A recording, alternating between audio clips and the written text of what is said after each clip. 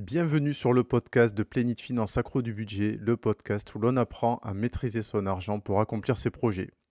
Et si je vous disais qu'à 52 ans, on peut complètement transformer sa relation avec l'argent? Passer de quelqu'un qui consulte son application bancaire les yeux fermés par peur de ce qu'elle va découvrir à une personne qui épargne régulièrement et mène des opérations immobilières sans stress.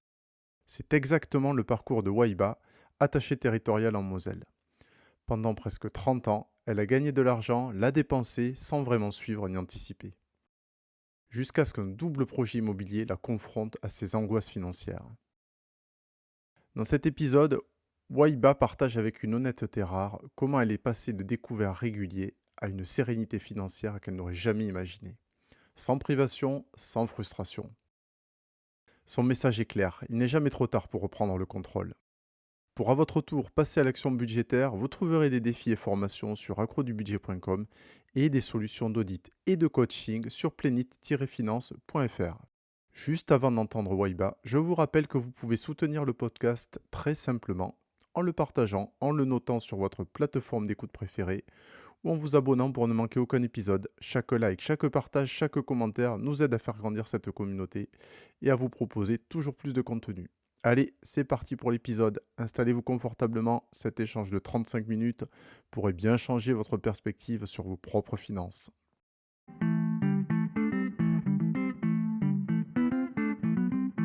Bienvenue sur le podcast, Waiba. Bonjour Xavier, merci de m'accueillir.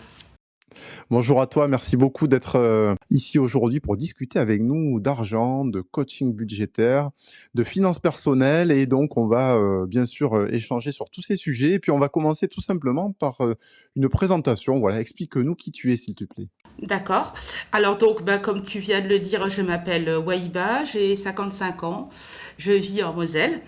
Et donc, dans la vie professionnelle, je suis attachée territoriale auprès d'une collectivité, donc un regroupement de communes. D'accord. Depuis environ 20 ans. Super, merci. Alors, est-ce que tu peux nous expliquer un peu comment va évoluer ton rapport à l'argent dans ta vie, peut-être quelles ont été tes premières relations avec l'argent, et puis nous raconter ton histoire un peu autour de tes finances personnelles. Alors, mon rapport avec l'argent, c'est une très bonne question. Alors, mon rapport avec l'argent, je pense qu'il a commencé assez tard, on va dire, dans ma vie, puisqu'en fait, je peux dire qu'il a surtout commencé à partir du moment où j'ai commencé à avoir des revenus personnels. Ça correspond à mon premier emploi. Si je me souviens bien, à l'époque, j'avais 23 ans.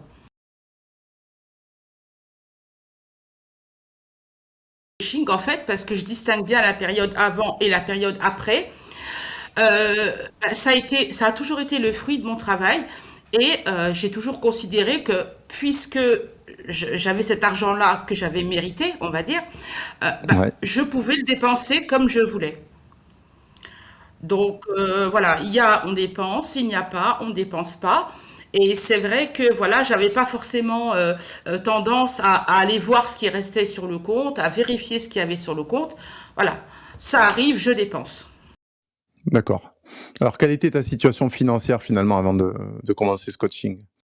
Alors en fait, moi, ce que je peux dire, c'est que le coaching, en fait, l'idée m'est venue à un moment de ma vie où où il y avait des changements, on va dire, au niveau financier qui devaient arriver.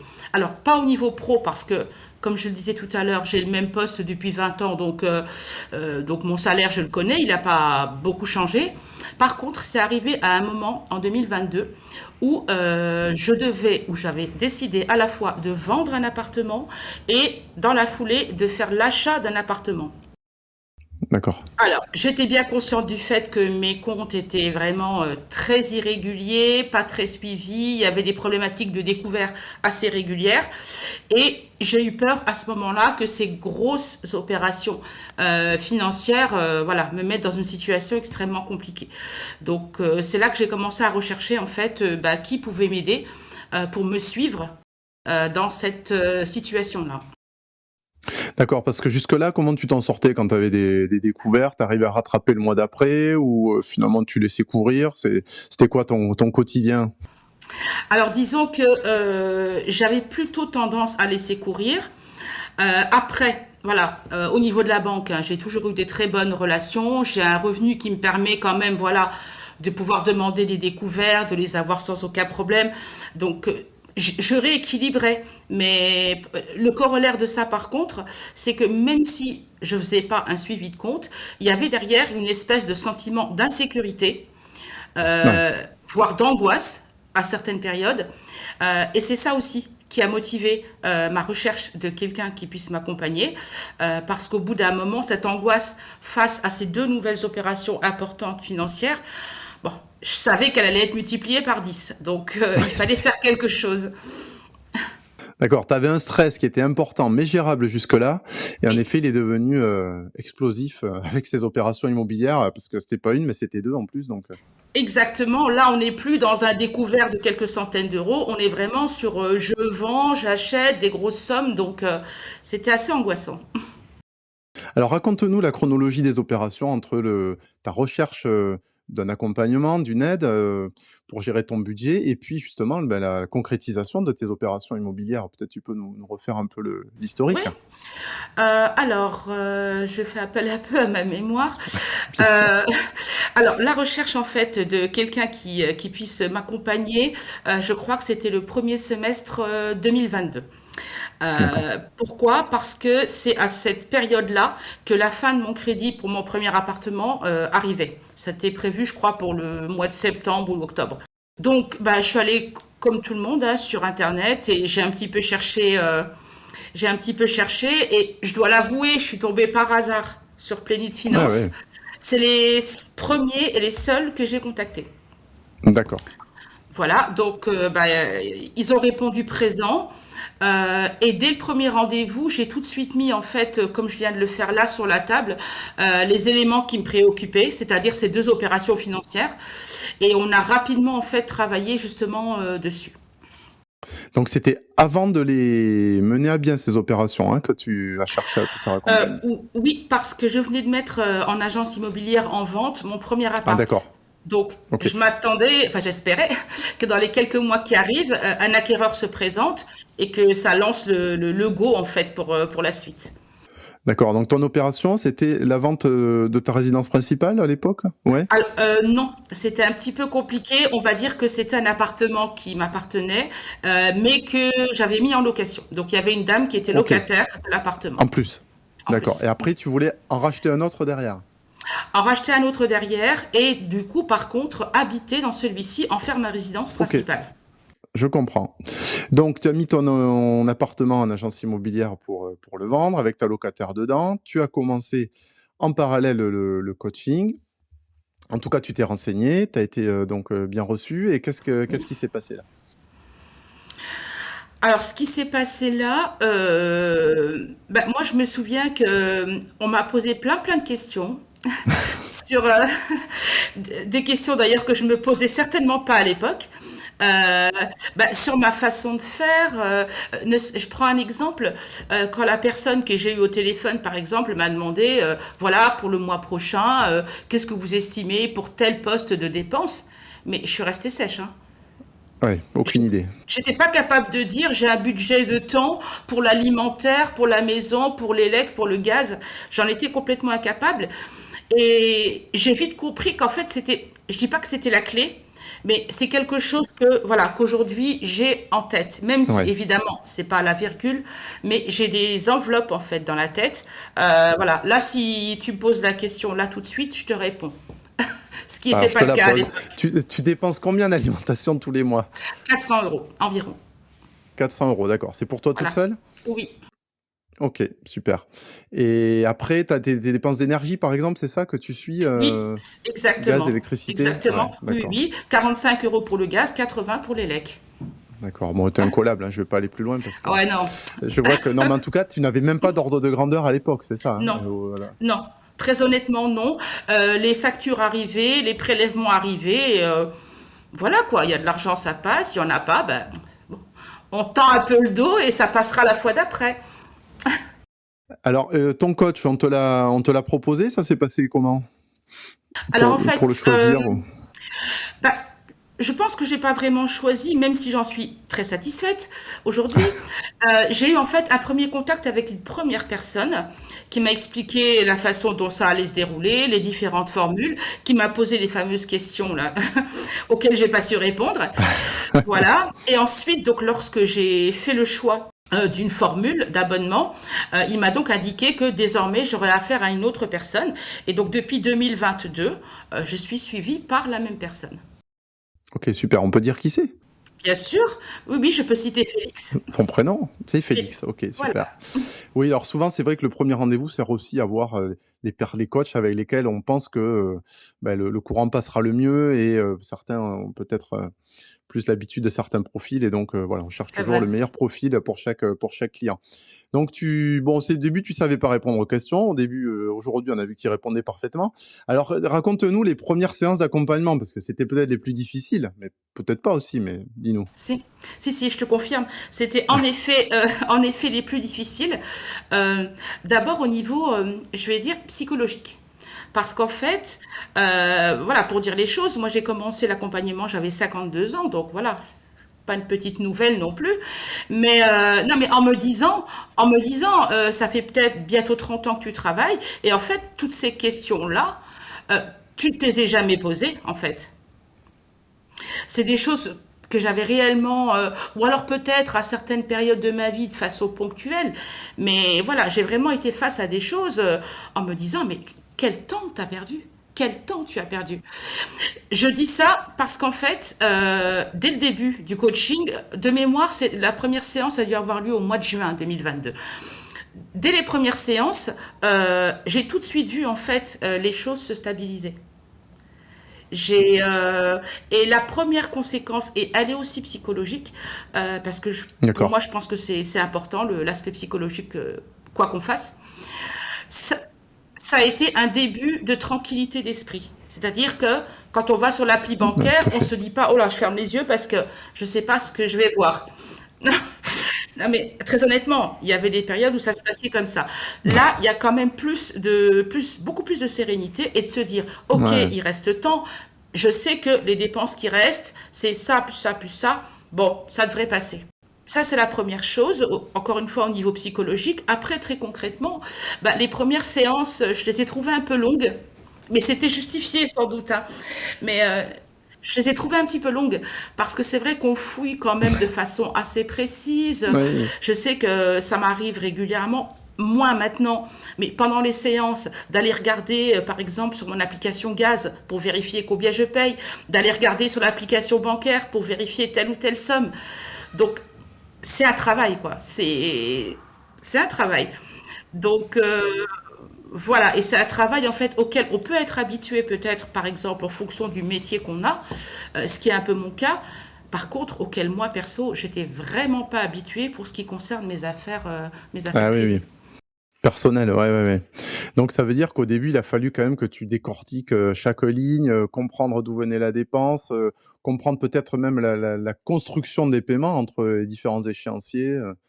Des fois, les impôts, c'est sur 10 mois, des fois d'autres, c'est sur 12, il y en a, c'est semestrialisé. Enfin, il y a tout ça à analyser, je suppose, hein. Exactement. Ouais. C'est tout à fait ça. Et il y a aussi du conseil, parce que c'est vrai que tu prends l'exemple des impôts, et je pense que c'est un bon exemple. Il y a plusieurs façons de payer ces impôts. La pire, évidemment, enfin, à mon sens, c'est d'attendre le mois de septembre pour payer le dernier tiers qui, en général, est voilà, le plus douloureux.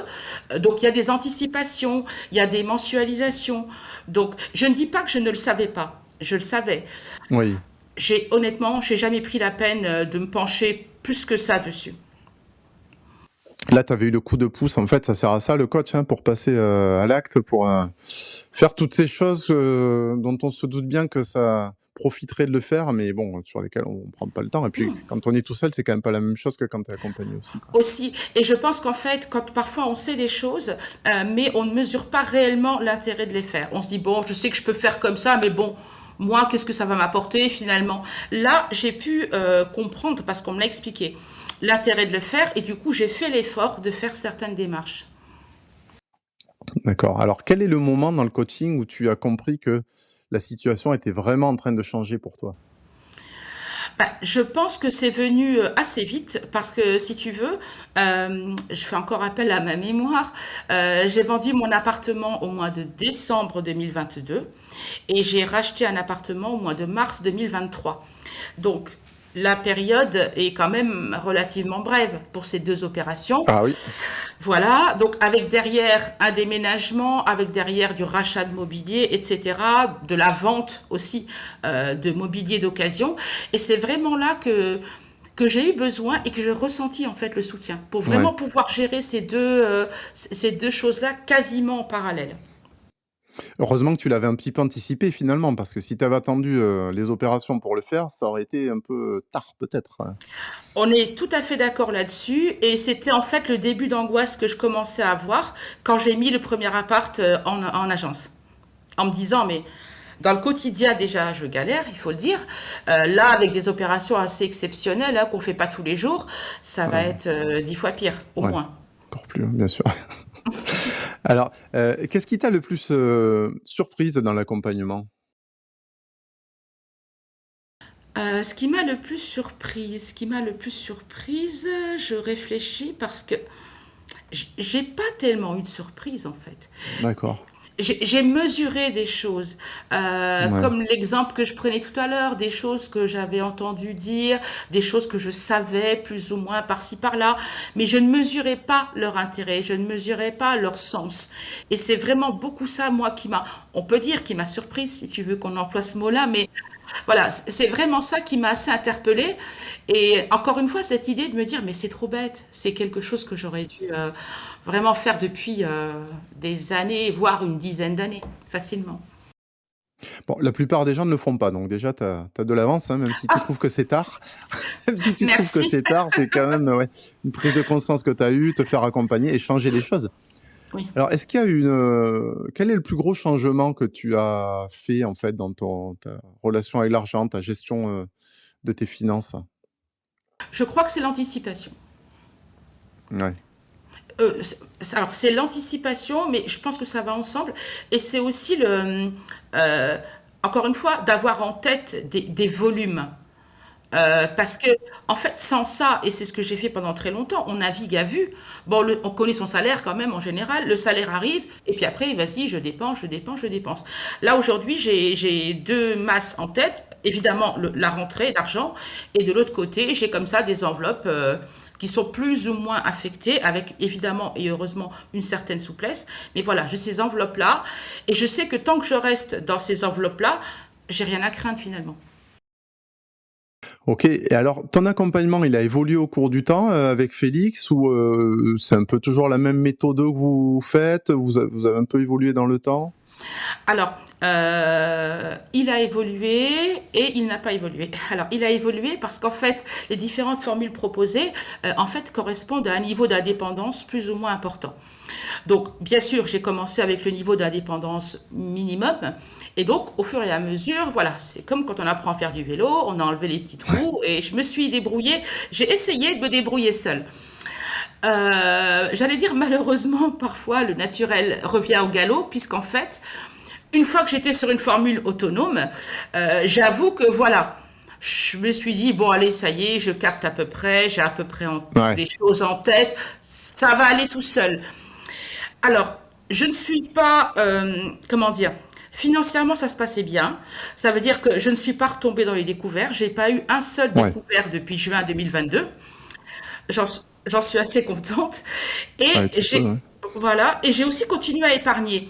Par contre, je n'avais plus en fait cette rigueur, au moins une fois par mois, de regarder d'un petit peu plus près mes dépenses, et puis peut-être de regarder ce que je pourrais améliorer un petit peu. Est-ce que je peux cagnotter un petit peu plus? Est-ce que voilà, ça, j'avoue que je l'avais laissé un petit peu dans la nature.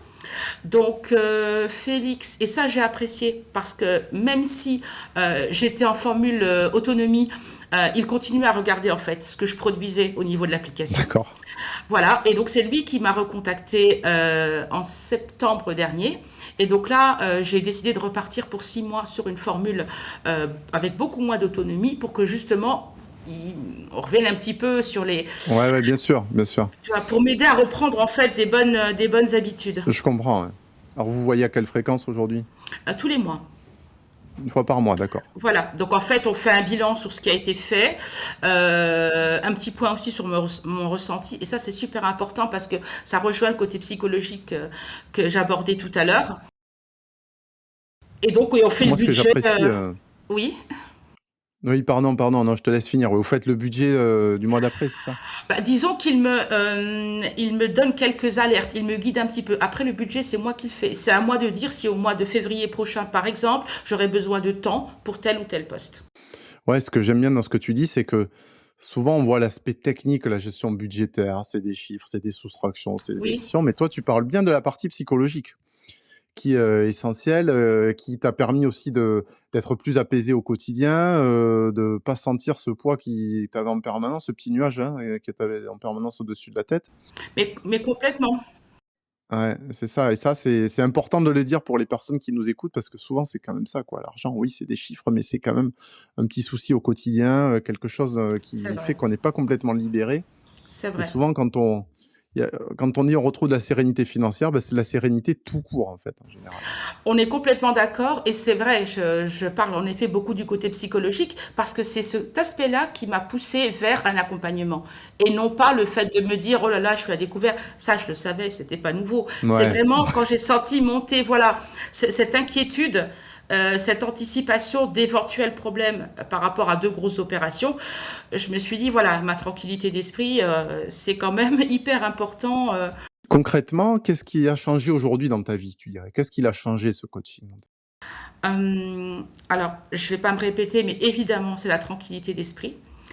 Et la deuxième chose, en fait, c'est que je suis aujourd'hui capable de mettre de côté.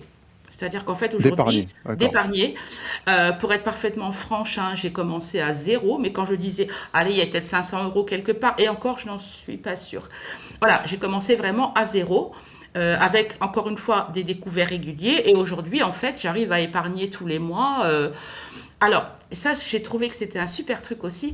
C'est en fait mettre en place une épargne qui est régulière. Donc, nécessairement, tous les mois, il y a forcément telle somme qui va sur le compte épargne.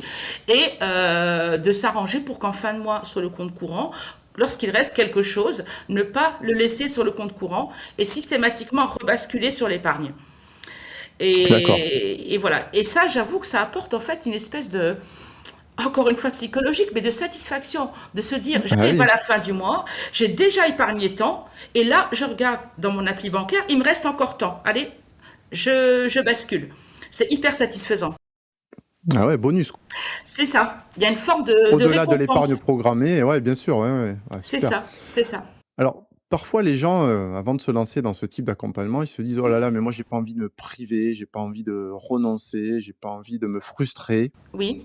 par rapport à certains achats». Alors, qu'est-ce que ça a généré chez toi dans ta façon de dépenser plutôt, quelles évolutions? Alors en fait, moi, à aucun moment, je n'ai ressenti de frustration.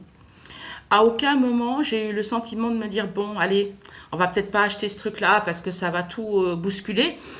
Parce qu'en fait, d'une part, j'ai ces fameuses enveloppes en tête. Je prends un exemple bateau, hein. Si on me dit, voilà, ce mois-ci, tu as 100 euros pour t'habiller, il n'y a aucun souci. Tu fais les magasins, tu regardes. Non, mais dans le sens où tu sais que tu as une limite. C'est dans ce sens-là. Ça peut être 50 Ouais, ou ouais. ça peut être 30, peu importe. Mais tu as une limite. Donc, tu fais les magasins, tu veux te faire plaisir, tu sais que tant que tu restes dans la limite, en fait, demain, tu n'auras pas de conséquences. Et ce fait Mmh. de pouvoir dépenser, se faire plaisir et assurer son quotidien sans avoir des conséquences hyper angoissantes derrière, voilà, moi, c'est quelque chose que j'apprécie beaucoup. Et pour rejoindre ce que j'ai dit également, dans la mesure où maintenant je peux faire de l'épargne, notamment une épargne, bon, épargne projet, mais j'allais dire quelque part surtout une épargne au cas où. Ça, D'accord. c'est hyper rassurant parce qu'au pire, si vraiment je fais une folie, Ouais, ouais, ouais. voilà, il y a quand même le petit bas de laine à côté. Et C'est ce qu'on appelle l'épargne de précaution, hein? exactement. Je ne retrouverai pas le terme dans ma tête, donc j'ai me dit, voilà, le petit bas de laine, c'est joli aussi. C'est ça, oui. Mais, et ça, c'est quelque chose, en fait, que j'ai jamais réellement eu dans le passé. Ah ouais, ouais. Donc en matière de sérénité, là, tu es, le niveau encore au-dessus, quoi.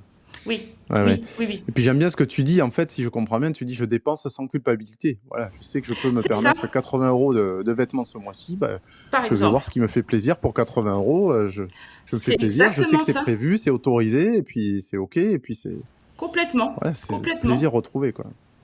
Bah, c'est ça, parce que c'est vrai que faire une dépense sur quelque chose qui nous fait plaisir, mais se dire que dans 3 4 jours, ça va mal se passer au niveau bancaire, ouais, ça gâche le plaisir quand même, hein, donc Ouais, ouais, ouais, c'est clair. Alors, moi, ce qui m'intéresse, c'est de comprendre donc les opportunités que t'ouvre aujourd'hui ce coaching. Donc, tu l'as dit, une épargne de précaution qui fait que bah, c'est un peu plus facile de se dire que si tu as une difficulté ou si tu fais une folie demain, bon, oui, tu vas pouvoir la passer sans trop de difficultés. c'est Est-ce ça. qu'au-delà de ça, cette épargne, ça t'autorise? Tu parlais d'épargne projet. Est-ce que tu peux dévoiler un Oui. peu ce que tu comptes en faire? Ouais. Alors, c'est vrai que depuis 2022, avec Félix, on a mis en place, en fait, il y a un endroit dans le logiciel où il y a les projets, mais il y a eu plusieurs projets qui se sont succédés. Et c'est vrai que le premier projet, je m'en souviens très bien, c'était l'acquisition du deuxième appartement. D'accord. Donc voilà, c'est Énorme vraiment, projet quand même. c'est Ouais, clair. On n'est pas sur le petit week-end, on est ouais, c'est vraiment ça. sur, voilà. Et donc du coup, bon, évidemment, ça m'a fait peur, c'est normal, mais aujourd'hui, en fait, je vois comment ça s'est passé. Ça s'est hyper bien passé. Enfin voilà quoi, tout a roulé pour faire la transition entre récupérer l'argent de l'ancien appart, emprunter derrière, etc. Tout ça, c'est vraiment combiné. Ouais. Donc aujourd'hui, enfin, au fur et à mesure du temps, les projets ont évolué. L'appartement a été acheté, ça sort des projets. Ensuite, on a mis des projets, alors je n'ai plus trop en tête, je crois qu'il y avait du mobilier, enfin des choses, Ok. voilà. Et donc aujourd'hui, il y a un projet qui est un projet qui est important aussi parce que j'habite dans un immeuble. Et donc voilà, il y a des travaux qui ont été votés au niveau de la copro. Ok. Voilà, donc avec un certain montant. Et aujourd'hui, c'est ça mon principal projet. D'accord. Ok. Voilà, donc on alimente progressivement, en fait, justement, avec ces virements réguliers et ces virements ponctuels. Et satisfaisant aussi parce qu'en fait, on voit que ça évolue quand même. Ouais. Ah oui, Donc bien sûr. Ouais. voilà, donc on se dit, bah ok, il y aura des travaux, en principe, au mois de juin prochain. Je sais que, voilà, j'ai quand même constitué quelque chose pour pouvoir y faire face. Tu vas pouvoir gérer. C'est D'accord. ça, c'est ça. Après, est-ce que ça t'ouvre des opportunités pour en parler d'un week-end tout à l'heure ou de vacances? C'est des choses auxquelles tu réfléchis, ça, ou qui sont programmées ou... Alors, pas réellement. C'est vrai que voilà, quand c'est des week-ends ou des petites choses, c'est vrai que je l'ai pas mis en projet. Je l'ai pas mis en projet. En Ouais. Oui, projet, oui, ça. ouais, j'ai plus tendance à mettre des choses plus importantes. En projet, c'est vrai que voilà, une fois que les travaux de copro seront faits, je souhaite voilà refaire ma cuisine. Et donc Ouais. voilà, ça va être le projet suivant en fait, pour lequel je vais progressivement épargner et puis voir. Voilà, c'est beaucoup de matériel pour l'instant pour les projets. Ouais, bien sûr. Bah, très bien. Et une question que se posent parfois les gens qui écoutent, ils disent: «Ouais, mais moi, j'ai besoin d'un accompagnement pour mieux gérer mon budget et retrouver de la marge de liberté. Mais il faut que je le paye cet accompagnement. Alors, bon, comment ça va se passer? Est-ce que je risque de creuser mon déficit, en payant un accompagnement ou est-ce que j'ai des chances Oui, de m'en sortir, rapidement? Est-ce oui. que tu peux nous dire, toi, peut-être la réflexion que tu as eue vis-à-vis de ça et les résultats, en fait, en combien de temps ils sont venus, quoi?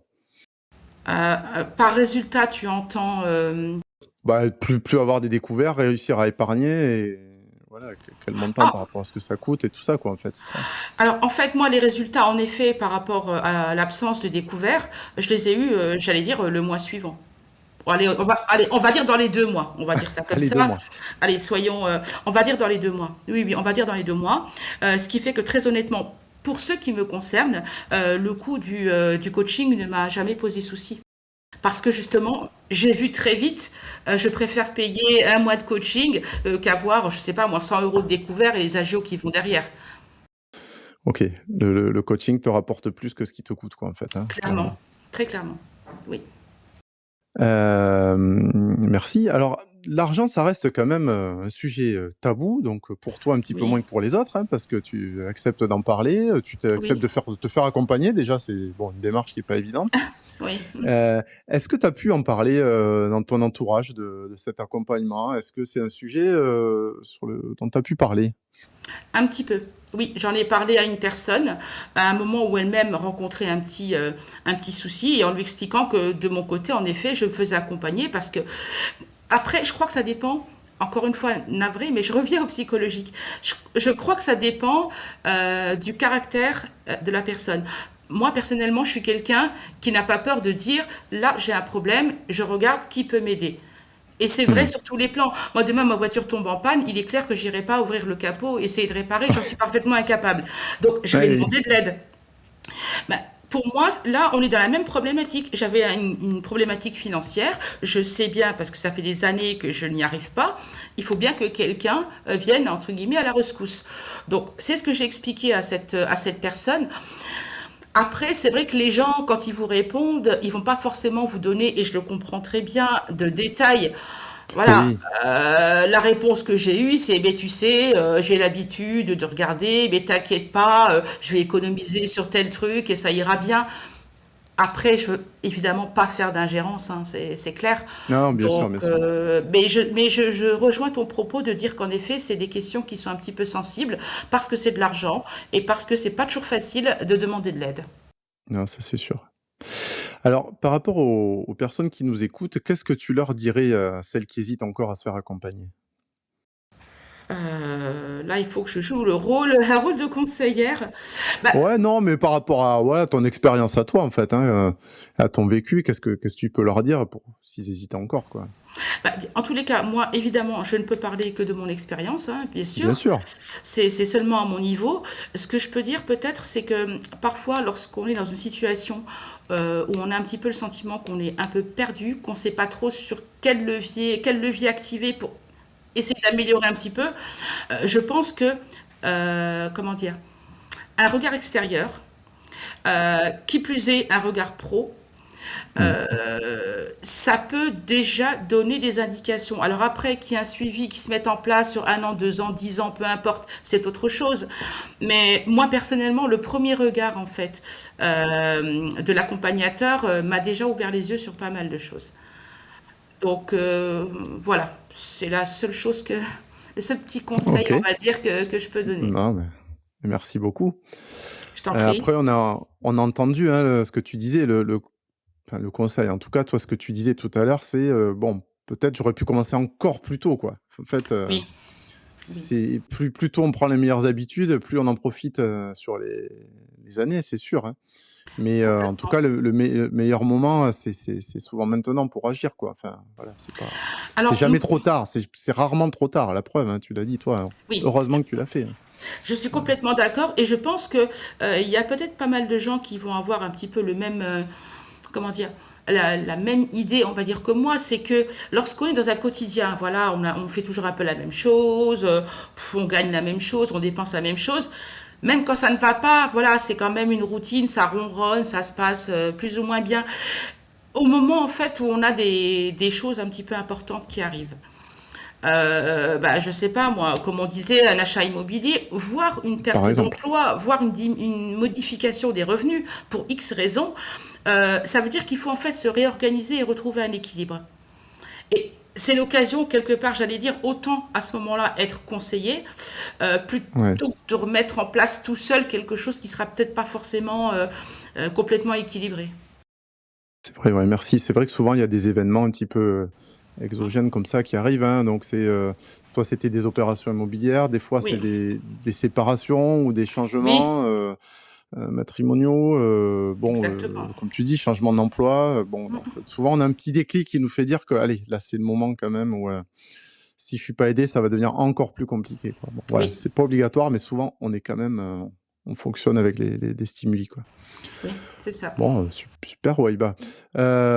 Franchement, merci beaucoup pour ton témoignage, Je ton t'en prie. expérience, intéressant et puis je vais voir les perspectives Merci. que ça t'ouvre, aujourd'hui. Alors là, les auditeurs évidemment, ils voient rien, mais moi je te vois, tu es dans ton Hum. appartement donc là? Oui, dans mon nouvel appartement, enfin nouveau. Dans ton nouvel appartement? Voilà, oui, Oui, oui. oui, oui. Oui, oui, en OK, effet, d'accord. oui. Bah, Mm, mm. écoute, super.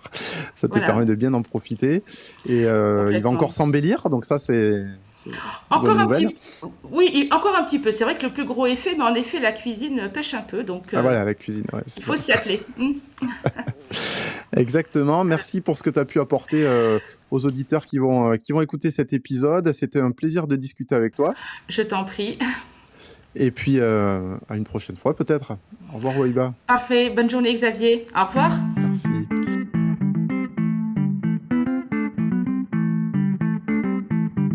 Le témoignage de Wahiba nous rappelle quelque chose d'essentiel. La gestion d'argent n'est pas qu'une affaire de chiffres. C'est d'abord une question de tranquillité d'esprit, de sommeil retrouvé, de capacité à se projeter sereinement. Retenez ces 3 enseignements clés. Premièrement, commencer n'est pas une question d'âge. Wahiba avait 52 ans, vous avez peut-être 25, 40 ou 65 ans. Le meilleur moment, c'est maintenant. Deuxièmement, un budget bien conçu ne vous prive pas, il vous libère. Wahiba dépense aujourd'hui avec plus de plaisir qu'avant, simplement parce qu'elle le fait sans culpabilité. Troisièmement, se faire accompagner n'est pas une dépense, c'est un investissement. Comme le dit Wahiba, le coaching me rapporte plus qu'il ne me coûte. Si ce témoignage vous a touché, n'hésitez pas à le partager avec une personne qui en aurait besoin. Parfois, entendre l'histoire de quelqu'un qui nous ressemble, c'est le déclic qui manquait. Et si vous aussi, vous ressentez cette petite angoisse quand vous ouvrez votre application bancaire, souvenez-vous, des solutions existent. Le changement commence souvent par une simple conversation. Merci à Wahiba pour sa générosité et son authenticité, et merci à vous de nous avoir écoutés jusqu'au bout. Prenez soin de vous et de vos finances. Juste avant la fin de l'épisode, je vous rappelle que vous pouvez réserver un entretien gratuit et sans engagement avec un expert budgétaire sur www.plenit-finance.fr. Vous trouverez également des ressources très utiles et pratiques sur accrodubudget.com. N'oubliez pas de vous abonner pour ne manquer aucun épisode et on se retrouve très vite pour de nouvelles aventures financières. À très bientôt!